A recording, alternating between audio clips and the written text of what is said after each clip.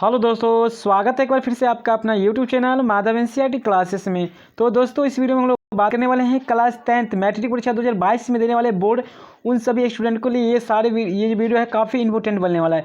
Physics का यानी प्रकाश के परावर्तन का वो सारे क्वेश्चन, मात्र 20 क्वेश्चन ऐसे देने वाले हैं जो कि हर बार एग्जाम में पूछे जाते हैं, यानी बार बार पूछे गए प्रश्न है और जो कि 2022 के एग्जाम में भी एकदम क्वेश्चन रहने वाला है। तो इसके लिए वीडियो को पूरा एंड तक देखिएगा। उससे पहले कि दोस्तों अगर चैनल पर पहली बार है तो चैनल को सब्सक्राइब कर लीजिए और बेल आइकन को हिट कर लीजिए ताकि इस प्रकार आने वाले और सब्जेक्ट का आप लोग को वीडियो मिल जाएगा। और इसी प्रकार और सब्जेक्ट का देखना चाहते हैं तो प्ले लिस्ट में से वहाँ से आप लोग सारे सब्जेक्ट का देख सकते हैं, चैप्टर वाइज ऑब्जेक्टिव। तो ये अभी हम लोग बात करते हैं फिलहाल फिजिक्स का यानी भौतिकी का।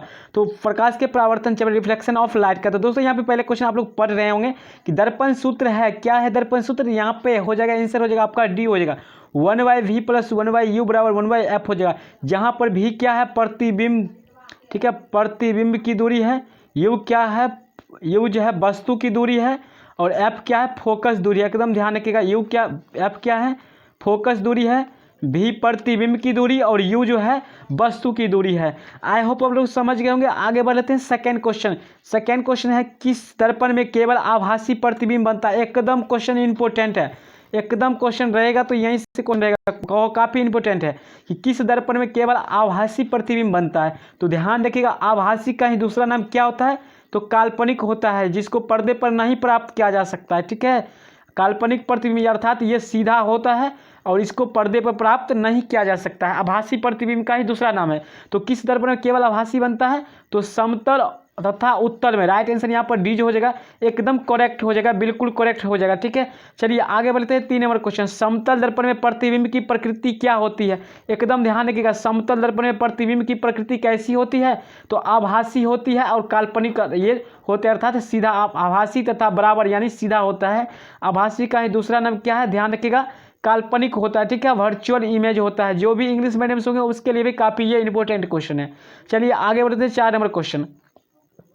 4 नंबर क्वेश्चन है गोलीय दर्पण की फोकस दूरी उसकी वक्रता त्रिज्या की होती है, क्या होती है। ध्यान रखिए फोकस दूरी अर्थात एफ, एफ क्या होता है यहाँ पे एफ बराबर क्या हो जाएगा फोकस दूरी जो होता है वक्रता त्रिज्या की क्या होती है तो आधी होती है। अर्थात राइट आंसर क्या हो जाएगा यहाँ पर एफ बराबर r/2 हो जाएगा, अर्थात यहाँ पे आधी हो जाएगा। राइट आंसर यहाँ पर ए हो जाएगा और इसका संबंध हो जाता है एफ बराबर r/2 जाकर जहाँ की आर क्या है फोकस दूरी और एफ क्या है सॉरी यहाँ पे आर है वक्रता त्रिज्या और एफ है फोकस दूरी, अर्थात एफ बराबर क्या हो जाता है r/2 होता है जहाँ पे आर फोकस दूरी सॉरी आर वक्रता त्रिज्या और एफ फोकस दूरी होता है, अर्थात फोकस दूरी जो होती है वक्रता त्रिज्या की आधी होती है। राइट आंसर यहाँ पर ए हो जाएगा। चलिए आगे बढ़ते हैं 5 नंबर क्वेश्चन।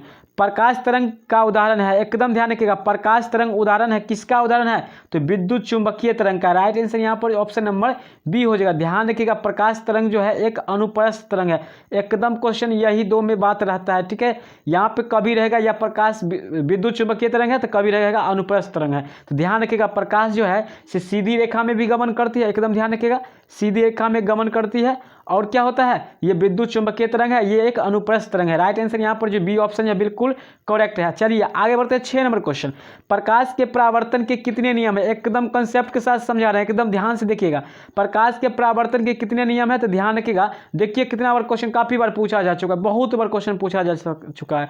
तो ये 2 नियम है, प्रकाश के परावर्तन के 2 नियम है। वो 2 नियम क्या है तो एक नियम तो है आपतन कोण बराबर क्या होता है आपतन कोण बराबर परावर्तन कोण होता है और दूसरी क्या होता है नियम कि आपतित किरण परावर्तित किरण तथा आपतन बिंदु पर डाला गया अभिलंब तीनों एक ही तल में होता है। तो ये है इसका फर्स्ट नियम था और सेकंड नियम है आपतन कोण बराबर क्या था आपतन कोण बराबर परावर्तन कोण। ठीक है, चलिए आगे बढ़ते हैं। यहाँ पे देखिए सॉरी यहाँ पे बैटरी तो लो दिखा रहा है, चलिए कोई बात नहीं। 7 नंबर क्वेश्चन यहाँ पे किस दर्पण में बड़ा प्रतिबिंब बनता है। ध्यान रखिएगा अवतल दर्पण में जो है किसी भी वस्तु का बड़ा प्रतिबिंब बनता है और प्रतिबिंब जो बनता है वास्तविक और काल्पनिक दोनों बनता है, काल्पनिक वास्तविक दोनों, अर्थात इसमें जो है अवतल में वास्तविक प्रतिबिंब और आभासी दोनों प्रतिबिंब बनता है और वस्तु से क्या होता है बड़ा प्रतिबिंब बनता है। राइट आंसर यहाँ पर बी जो है बिल्कुल करेक्ट है। चलिए आगे बढ़ते हैं 8 नंबर क्वेश्चन। गोलीय दर्पण में फोकसांतर एवं वक्रता त्रिज्या के बीच क्या संबंध है।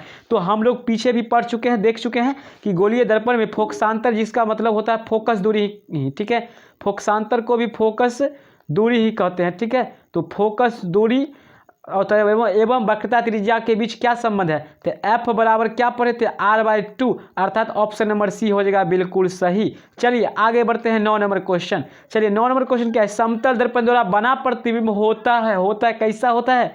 तो समतल दर्पण में है तो प्रतिबिंब कैसा बनेगा? काल्पनिक बनेगा, नहीं तो क्या बनेगा? काल्पनिक का ही दूसरा नाम आभासी। और कैसा? सीधा की उल्टा? तो सीधा। काल्पनिक प्रतिबिंब कैसा होता है? सीधा होता है, जिसको पर्दे पर नहीं उतारा जा सकता। एकदम एक भी ऑब्जेक्टिव क्वेश्चन इस चैप्टर का आप लोग को नहीं छूटेगा, ये दावे करते हैं, एक भी क्वेश्चन नहीं छूटेगा। सिर्फ वीडियो को पूरा अंत तक देखिए। दाढ़ी बनाने में कौन सा दर्पण उपयुक्त होता है? बिल्कुल ध्यान रखिए, दाढ़ी बनाने में जब दाढ़ी बड़ा होता है तो बनाते हैं तो किस दर्पण का उपयोग? तो एकदम ध्यान रखिएगा, अवतल दर्पण का उपयोग। और एक बार ध्यान रखिएगा, अवतल दर्पण को ही क्या कहते हैं? अपसारी दर्पण। एकदम ध्यान रखिएगा, हर ढंग से देख लीजिए, कहीं से क्वेश्चन नहीं छूटेगा। अवतल दर्पण को ही अपसारी दर्पण भी कहा जाता है। तो एकदम रखना है जी पर जवाब। चलिए आगे बढ़ते हैं 11 नंबर क्वेश्चन। परावर्तन के नियम से निर्धारित होता है, क्या होता है? तो अभी ही पढ़े हैं हम लोग, परावर्तन कोण क्या होता है? आपतन कोण बराबर परावर्तन कोण, अर्थात आपतन कोण को कहते हैं आई इंसिडेंट एंगल, सॉरी यहाँ से एंगल, और यहाँ पर होता है रिफ्लेक्टेड एंगल, यानी कौन आई बराबर कोण आर होता है, अर्थात आपतन कोण बराबर परावर्तन कोण, अर्थात ए ऑप्शन जो है बिल्कुल करेक्ट हो जाएगा। परावर्तन के नियम से क्या होता है? आपतन कोण बराबर परावर्तन कोण। चलिए आगे बढ़ लेते हैं 12 नंबर क्वेश्चन। 12 नंबर क्वेश्चन है मोटर चालक के सामने दर्पण साइड मिरर के रूप में कौन सा दर्पण होता है? ध्यान रखिएगा, साइड मिरर के रूप में कौन सा दर्पण का उपयुक्त होता है? तो यहाँ पे क्वेश्चन को ध्यान रखिएगा। 12 नंबर क्वेश्चन है कि मोटर चालक के सामने साइड मिरर में लगा होता है, यानी जो गाड़ी चलाते हैं मोटर बाइक यानी बाइक, उसके साइड में जो दर्पण लगा होता है, किस प्रकार का दर्पण होता है? ध्यान रखिएगा, दर्पण जो होता है उत्तल होता है। गाड़ी के साइड मिरर के रूप में किस दर्पण का उपयोग? तो उत्तल। एकदम ध्यान रखिएगा, उत्तल। चलिए आगे बढ़ते, काफी इंपोर्टेंट क्वेश्चन है। 13 नंबर, सर्च लाइट पर का परावर्तक सतह होता है, कैसा होता है? अवतल होता है, चूंकि अवतल दर्पण का ही उपयोग होता है सर्च लाइट में। और किस में? तो सौर कुकर में भी होता है अवतल दर्पण का ही उपयोग। सौर कुकर में, डॉक्टर के द्वारा जांच, नाक कान गला इत्यादि जांच में भी, ठीक है, डॉक्टर द्वारा जांच, दांत के जांच में, नाक गला ये सब को जांच में भी अवतल दर्पण का ही उपयोग। एकदम ध्यान रखिए, कहीं से क्वेश्चन एक भी नहीं छूटेगा। चलिए 14 नंबर क्वेश्चन है, प्रकाश की किरणें गमन करती है, किस रेखा में गमन करती है प्रकाश की किरणें? तो यहाँ पर आप लोग को सभी को पता होगा, सीधी रेखा में। राइट आंसर यहाँ पर ए हो जाएगा, सीधी रेखा में प्रकाश किस प्रकार गमन करती है? तो एकदम सीधे निकल जाएगा यहाँ से अमेरिका तक। चलिए आगे बढ़ते हैं 15 नंबर क्वेश्चन। प्रकाश तरंग उदाहरण है, किसका उदाहरण है? तो अभी ही हम लोग पढ़े थे, प्रकाश तरंग जो है विद्युत चुंबकीय तरंग का उदाहरण, अर्थात ऑप्शन नंबर यहाँ पर बी जो है बिल्कुल करेक्ट हो जाएगा। चलिए आगे बढ़ते हैं 16 नंबर क्वेश्चन। मात्र 20 क्वेश्चन बचा है, सॉरी यहाँ पे 4 क्वेश्चन बचा हुआ है 20 में से। चलिए यहाँ पे है, निर्वात में प्रकाश की चाल होती है, एकदम ध्यान रखिए। निर्वात पूछे चाहे हवा कहे चाहे शून्य कहेगा प्रकाश की चाल कितनी? तो 3 × 10⁸ मीटर पर सेकंड कहेंगे। राइट आंसर यहाँ पर ए जो है एकदम करेक्ट होगा, एकदम गलती कहीं से नहीं होगा। चलिए एक ऑप्शन नंबर ए जो है बिल्कुल सही है, 3 × 10⁸ मीटर पर सेकंड हो जाएगा 16 का।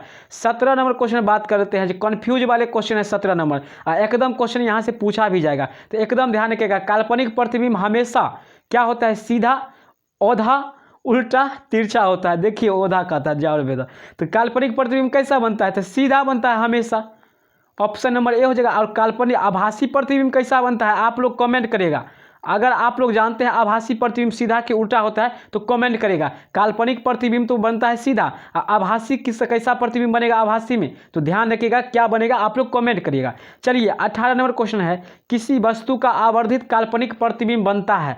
किसी वस्तु का आवर्धित मतलब होता है बड़ा प्रतिबिंब और काल्पनिक प्रतिबिंब बनता है किस दर्पण में बनता है? तो यहाँ पे ध्यान रखिएगा कि किस दर्पण में बनता है। तो 18 नंबर क्वेश्चन है, तो यहाँ पे ध्यान रखिएगा कि अवतल दर्पण में बनता है। राइट आंसर यहाँ पर क्या हो जाएगा? ऑप्शन नंबर ए जो है बिल्कुल सही हो जाएगा। किसी वस्तु का बड़ा यानी आवर्धित और काल्पनिक प्रतिबिंब बनता है तो अवतल दर्पण में, और अवतल दर्पण में जो है वास्तविक और काल्पनिक दोनों प्रतिबिंब बनता है। ये बात भी आप लोग को पीछे के बता चुके हैं। चलिए आगे बढ़ते हैं। चलिए सारे सब्जेक्ट देखने के लिए आप लोग को प्ले लिस्ट में सेव है, तो वहाँ से आप लोग सभी देख सकते हैं। एक एक वीडियो जो है सभी सब्जेक्ट का चैप्टर वाइज भी है, ऑब्जेक्टिव है, और सब्जेक्टिव भी कुछ ही दिनों में मिलने वाला है, और आप लोग को लाइव क्लास भी मिलने वाला है। तो इसके लिए अभी तक चैनल को सब्सक्राइब नहीं किए तो सब्सक्राइब सब्सक्राइब करिए और बेल आइकन को हिट कर लीजिए, घंटी को बजा लीजिए। जैसा ही वीडियो अपलोड होगा आपको सबसे पहले पहुंचेगा। तो चलिए, समतल दर्पण से किसी वस्तु का प्रतिबिंब क्या होता है, कैसा बनता है? तो समतल दर्पण में बता चुके हैं, एकदम आभासी चाहे काल्पनिक बनता है। एकदम काल्पनिक का ही दूसरा नाम क्या है? आभासी। ठीक है, या काल्पनिक को ही दूसरा नाम क्या है? काल्पनिक को ही कहते हैं हम लोग, क्या कहते हैं? तो यहाँ पे ध्यान रखिएगा,